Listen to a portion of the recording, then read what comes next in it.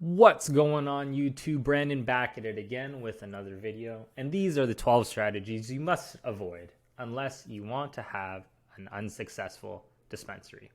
Now, the reason why we're doing this is because we're going to use the power of inverse thinking. A lot of times people come to me and they say, hey Brandon, you're the best at making dispensaries work and making them super successful. What do I need to do for my dispensary to make it work, right? And in most cases, it's easier to say what you shouldn't do for dispensaries because you know these things are going to make your store really, really bad, right? So if we know that it's going to make the store perform worse, we're going to then think about the things that we should do opposite to make the stores better, right? So avoid these at all costs unless you want to ruin your business. If you want to guarantee the loss of sales for your retail store, here are some strategies that you should implement in your business. Now, the first one is ignoring customer service. Be unresponsive to customer inquiries and complaints. Treat customers with indifference. Make them feel unwelcome in your store. You should yell at them, ignore them. Don't pick up the phone. Hit them. Okay, all right. Don't do that either way. Don't hit them. But this is what I'm getting at, is that even when you're trying to do good customer service, most of the times these are where you're going to get your complaints, right? The bud tender didn't know enough. The bud tender was on their cell phone. I wasn't welcomed when I came in the store. What you need to do is make sure that you treat customers with respect. Make them feel welcome, right? Don't yell at them. Don't ignore them. Respond to all their inquiries and make sure that if they have any questions, you're there to answer. All right. The second one is neglecting store cleanliness and aesthetics. Allow your store to become messy, dirty, and disorganized. Avoid restocking products and leave shelves empty, right? Have terrible in-store lighting and no creative designs anywhere, and this will create a negative shopping experience for customers and discourage them from making any purchases, right? Go ahead and just paint your store all black and make sure you don't have any light and your products are everywhere and you don't have anywhere to show them and showcase them properly, right? Now, on the flip side, right, you should have good store lighting. You should have a creative aesthetic that differentiates you from everyone else. You should make sure it's clean. Make sure it's organized. Make sure you have all of these proper things in place, because if people walk into your store and it's super dirty, they're not going to like that. The third one, price your products unreasonably high. Inflate your products significantly higher than market value. Then your customers are definitely going to go to your competitors and they're going to go to the more affordable options, making sure that you lose a lot of sales for your store, right? So the product piece, this goes without saying, and this is what a lot of people pay attention on, is you want to make sure that your product makes sense, right? Don't price your pre-rolls at $100 per pre-roll, right? Make it reasonable. Go check out what the competition is doing. Obviously, you don't want to make it a fight to the bottom, but you're going to need to always do research to determine what market trends are. So obviously, if you're thinking, hey, my products aren't unreasonably high, that's fine. But if your product is $1, $2, $3, $4 more expensive than the person down the street, over the course of time, you're going to lose out on that customer, right? 4, lack variety and product availability. You should limit your inventory and offer a limited selection of products. Make sure popular items are frequently out of stock. Customers will then seek out other stores that offer a wide range of choices and readily available products to your competitors somewhere else. So one of the bigger influences, or one of the big things that influence whether customers come purchase, is product availability and product variety. If you don't have the products that people want to buy, and if you don't have the types of products that people are going to buy, then it doesn't matter. They're just going to go shop somewhere else. So you need to, again, make sure you do your market research to ensure that your products are available, especially during the peak times when you know people are going to come in and buy. And you know that you can continually rotate your menu, right, with maybe the less popular products, and then to ensure that people will come into the store and they will always have something new that they can give a shot. But then you will always have different types of products to cover a wider range of customers coming through the door. Number 5, ignore your online presence and e-commerce. Neglect establishing an online presence and avoid investing in any e-commerce platform, right? Whether that's Dutchie, whether that's Buddy, whether that's iHeartJane, whether that's Meadow, whether that's Dispense, whatever it is, right? With everyone using phones now in today's digital age, and even if they're going and shopping online, they're using desktops and everything like that. Ignoring your online presence will limit your reach and potential sales, right? Another thing that if you want to continually ruin your business is only optimize your website for desktop, since you know that most traffic comes from mobile. This is a big one, right? A lot of people are like, yeah, I have my website up there. But then when people look at it on the phone, it's like, this is terrible. It loads slow. I can't find the phone number. I can't find the menu. I can't find anything like that, right? So if you want to lose customers, don't invest in a proper e-commerce platform. Just pretend that everything's good and everyone's going to come in and shop, inside the store, right? And then also, don't even worry about your website. Okay, don't look at it on mobile because you're scared that the website might not be good, right? So these are all things that solely contribute to your loss of sales. And typically in any business, not just the dispensary space, it's not one thing that you do wrong. It is the culmination of, in general, let's just say 12 of these things that you do wrong. And it doesn't have to be you do it really, really bad. I know you probably don't hit your customers, right? But what you may or may not do is not properly train your bud tenders. And over the course of time, months, years, etc., your bud tenders are slowly increasing the churn of your customers, so that in month 1 you don't notice anything, but maybe in month 18 you notice, where did all my customers go? It's because maybe one or all or a few of these things you are lacking, or you're implementing, if you will. Number 6, providing inadequate product information. Fail to provide accurate and detailed information about your products. If you sell on multiple platforms like weed maps, make sure your inventory isn't properly synced up. Customers want to make informed decisions, and a lack of information will lead them to seek alternatives that provide the necessary details. So this is a story of someone I had on a podcast, and this podcast is coming out very soon. And he was actually shopping on weed maps, and he was looking around and he's looking for a specific product. And he actually wanted a specific type of product, but this product wasn't available at any of the stores near him. So he said, let me just go check it out. I'm going to go to the nearest store and just ask, because you never really know, right? In the store, it turns out they did have the product on hand, right? And I don't know if it was just like an inventory syncing issue, or just at that time, they just decided, hey, I don't want to sync my products or whatever it is. That is potentially a lost customer, right? Typically, the more informed your customers are, the more those customers will end up paying more, because they want the niche products, right? They want this new, and they're willing to pay the premium for the product, right?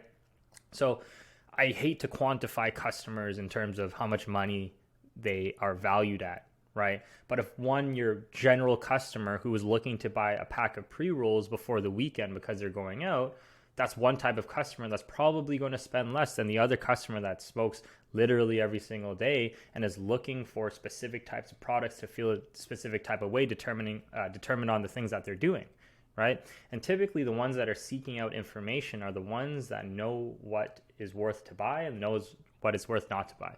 So you want to continually ensure that you have the proper information on your website about the different products that you have, right? And that if you are selling on different platforms, you need to make sure that the inventory is synced up. Because if you don't have any of these things, then again, it doesn't matter. Why do you have it in the first place? Number 7, disregard marketing and advertising. So if you definitely don't want any new customers, avoid marketing, right? Don't promote your store. Rely slowly on foot traffic and word of mouth growth. Don't invest in SEO, and definitely make sure you don't get to the top of Google. Make sure that you're not visible anywhere. So then the potential customers won't be able to discover your store. Now, again, on the flip side, if you're ranking high on Google, these are where people are going to see you, because they're going to type in dispensary near me, right? They're going to type in cannabis. They're going to type in whatever it is online. These are the ways that people are going to find you, right? And it's super important that you put some sort of investment into marketing. Typically, you run SEO. That is the foundation of all dispensaries and what you should focus on at the beginning. But you need to ensure that you have a way to drive new customers through the door. Because as good as your business is, and as much as I preach, you need to ensure that you have such a good service that customers never end up leaving, customers are going to leave. So you need to replace that. Because if you don't replace that, again, death by 1,000 cuts, people are going to end up leaving. Now, on the flip side of that, if you're ranking well on Google, everyone's going to find you and you're going to get a whole bunch of new customers, right? So, little plug, if you want that for your business, just like we've done for a bunch of other dispensaries, just hit me up in the description here. You can see that there's a schedule link. Just schedule it with me, and then we can see how we can get you to the top of Google. Now, 8, treat employees poorly. Create a very hostile work environment and mistreat your employees. Unhappy employees are unlikely to provide quality service and may even discourage customers from returning to your store. This is a very, very easy thing for you to not take into consideration, right? A lot of times like, just because I'm paying you, you give me your life, right? That's not how the world works, right? Nobody likes to get treated poorly. And you treating your employees poorly is a bad reflection on the business as a whole. Your employees will then not care about the business, right? And then that will end up reducing in sales. So then on the flip side, what is it? Treat employees very well. Make them feel like they're part of the company. Make them feel like you can give them good incentives for good performance, right? This isn't, let me just hire somebody for the lowest amount of money possible and get them through the door. It's like, no, how do I properly train somebody? How do I ensure that my employees are as much as part of the, I don't want to use the word family, but as much as part of the dispensary business as possible, because you want to ensure that the people that you're hiring for your business is a reflection on the business as a whole. If those employees are being treated poorly, then again, the sales aren't going to come. Number 9, neglect loyalty programs and incentives. If you want to ensure customers don't come back, don't reward them for being loyal. Don't give them any incentives for repeat business. Customers appreciate being valued and recognized by their loyalty. So by neglecting these programs, you discourage customer loyalty and then miss out on a bunch of potential sales. Now, the 2 big ones, Alpine IQ, Spring Big. There's a company that we're partnering up with very soon, Strain app. Shout out Manny. And, they can implement these loyalty programs and incentives for you, right? Because if you have customers that keep on coming back, incentivize them for that. Let them get some points. Let them get some rewards. Let them get some freebies. Let them get something free. Let them get something, some sort of incentive to keep on coming back because they love your business. They love who you guys are. They love the products that you sell, and you want to reward that so that they keep on coming back. Number 10, ignore feedback and customer suggestions. Disregard customer feedback and suggestions for improvement. Customers appreciate being heard and want to feel that opinions matter. So ignore them. If you don't want any customers coming back in or feeling appreciated, just ignore them. Who cares? Who cares what your customers say? Now again, on the flip side, you want to take in customer feedback. And sure, there's some things that they may suggest and you may just can't do, or they may suggest and you may be like, yeah, that's pretty dumb, right? That's fine. But you need to ensure that you continually improve your business day over day, week over week, month over month, year over year. And how do you do that? You take into consideration customer feedback. Do they want specific products, right? Do they want some information on something else? Like, what are they saying? What is the realm of what your customers are saying? Because your perception of the business is owner, operator, sales, marketing, accounting, HR, all of these different things. From the customer standpoint, it's, am I going to shop here again or am I not going to shop here again, right? So your view of reality of the business in itself is actually completely different.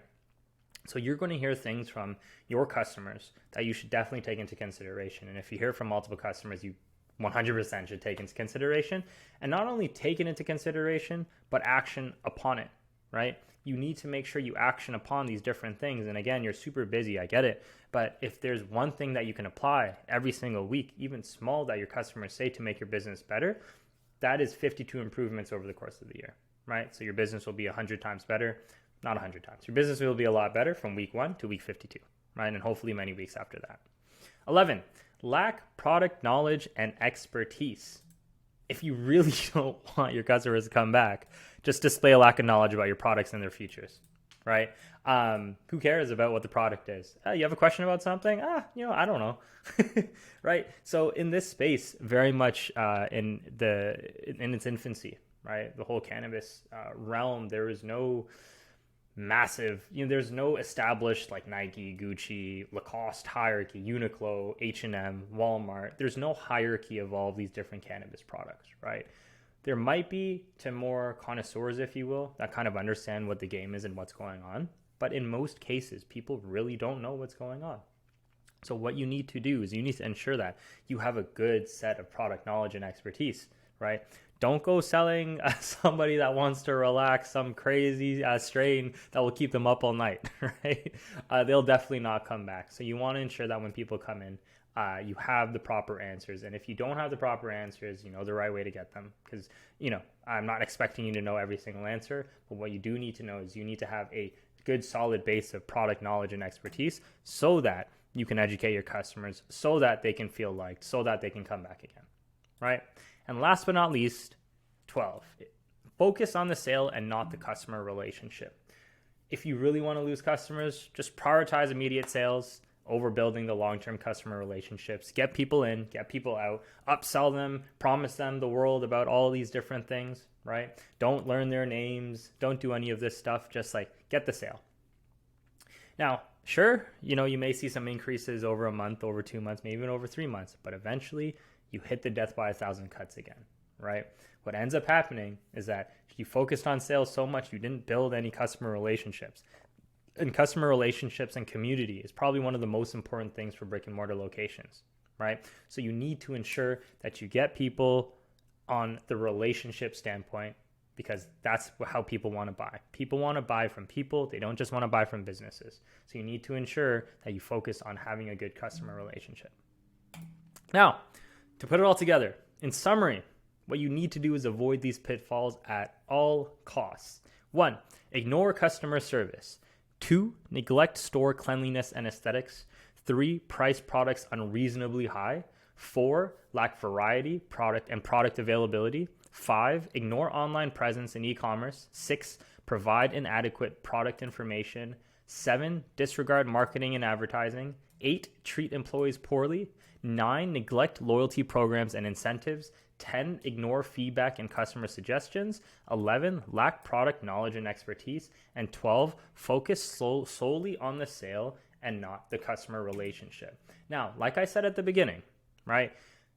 These things, you probably don't do to the extremes of what I just said in this video, right? Obviously, this is more of a exaggerated frame of how to view things. But again, if we know how to definitely lose customers, just do the opposite thing. And that is how you end up getting customers and keeping customers, right? So like I said, you may not be hitting your customers and yelling at them, right? But are you really catering to their exact needs to ensure that they keep on coming back? Is your store always as clean as possible, right? Are you providing a good in-store environment, right? Do you really treat your employees well, or are they just somebody that clocks in and clocks out and you're like, John is bud tending again. I hope he doesn't mess up, right? Or are you properly training them to ensure that they have they reflect well on your business, right?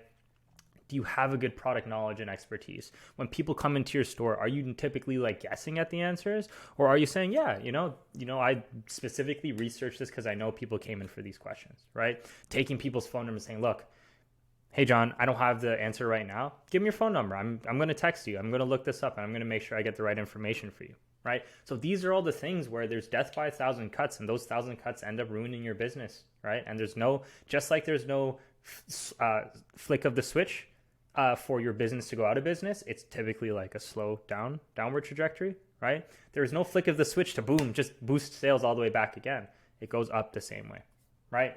So if you like this video and you want to double your dispensary sales, you have 2 options. 1, you can download our marketing checklist and guide, or if you want faster results and a more custom marketing strategy where we can talk one-on-one, you can also click the link below. There's a little schedule button, and then you can just schedule it in my calendar. But let me put my face in the middle. That's it for me today. Hope to see you guys another time. Talk to you later. Bye.